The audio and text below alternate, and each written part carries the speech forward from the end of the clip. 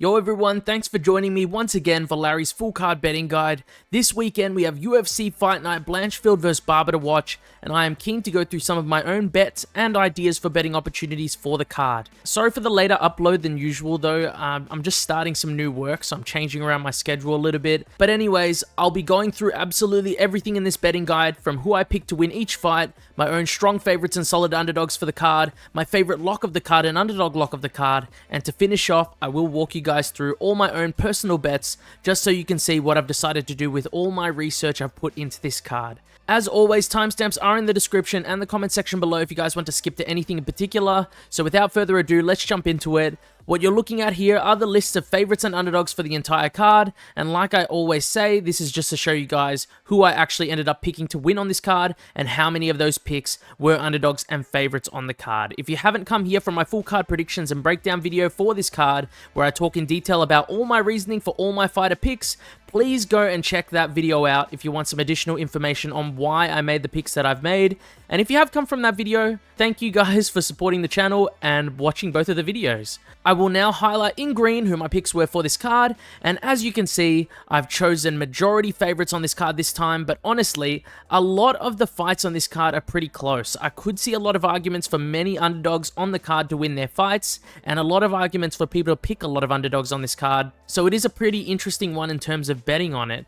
Let's move on now to the strong favorites I've picked for the card though, and as you can see here, for the strong favorites section, I've picked Ryan Dos Santos, Andreas Gustafsson, Zachary Reese, and Dustin Jacoby. The numbers next to the fighters' names are just the return you'll get on them if you were to bet on them. So for example, if you were to bet $1 on Zachary Reese to win and you see the 1.40 next to his name, it means if you bet $1 on him, you would actually receive 40 cents back on top of your initial bet, and a $100 bet would net you a profit of $40. And for the American viewers, as far as I know, when he has the minus 250 next to his name, it means that's how much money you have to bet on the fighter to win $100 profit on your bet. Now to jump into the solid underdogs I've chosen for this card, I've personally chosen Kurt Holobar, Ketlin Vieira, Ludovic Klein, and Macy Barber as my picks for solid underdogs on the card. I'll explain more on why I've picked them in particular when I get into the bets for this card, but for now, let's move on to my locks of the card. And if you want to know more in general about all these picks, like I've already said, go check out my full card predictions and breakdown of every single fight on the card.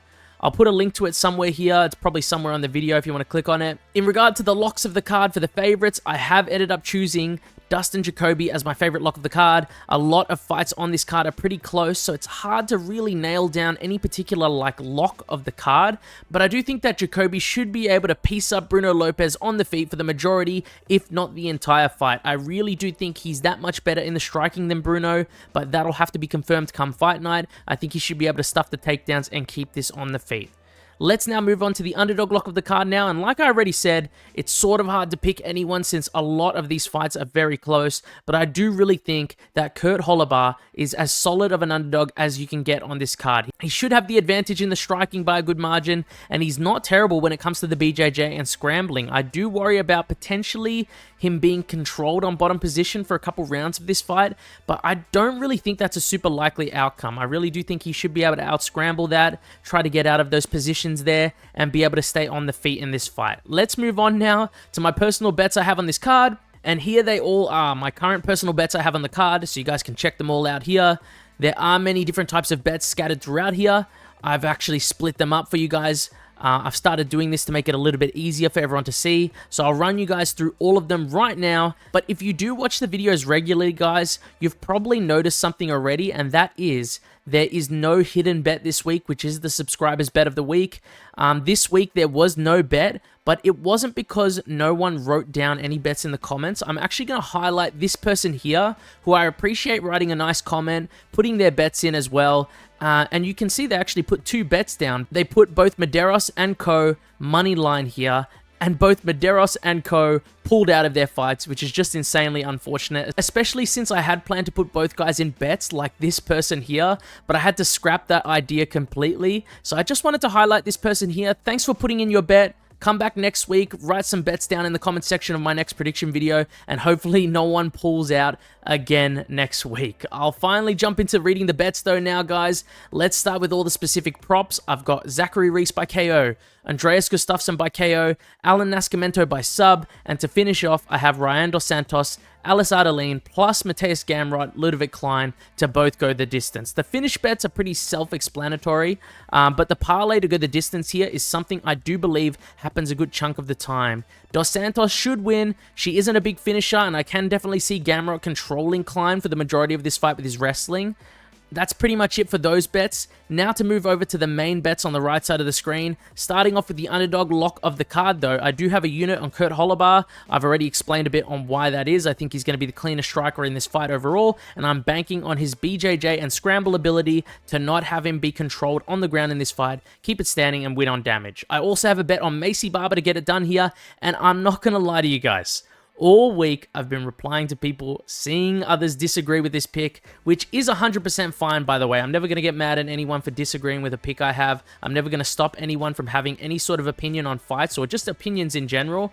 But I do believe that if Macy Barber does not get held down for the majority of this fight, I really do think she wins. That's what I believe. She will do more damage in this fight than Blanchfield, whether she's on the ground or not, and I think that's a big part of what swayed me to pick her to win this one. Next up is Ketlen Vieira, now an underdog going into this fight, and I just think she wins this fight, guys, especially if she uses her grappling and has success early with it.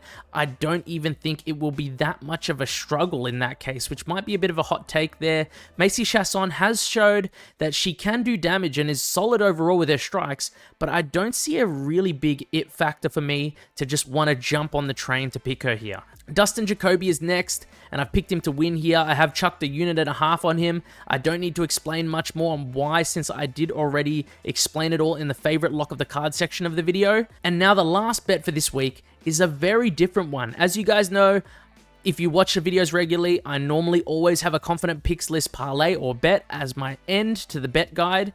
But this week, the only person I believe I chose as a confident pick was Oban Elliott, and he is out of his fight with Ramiz Brahimaj, so I decided to add something different here. It's a little crazy, but I just thought I'd chuck in something for a bit of fun. It's exactly what it says on screen, a main card parlay of every single fighter I have chosen on the main card to win.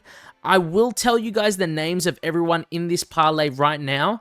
The fighters in the main card parlay are as follows: Zachary Reese, Ketlen Vieira, Dustin Jacoby, Billy Ray Goff, Matthias Gamrot, and Macy Barber. It is a long shot, but what's betting on fights without having a bit of fun, lads? You know, so just gonna go for it here.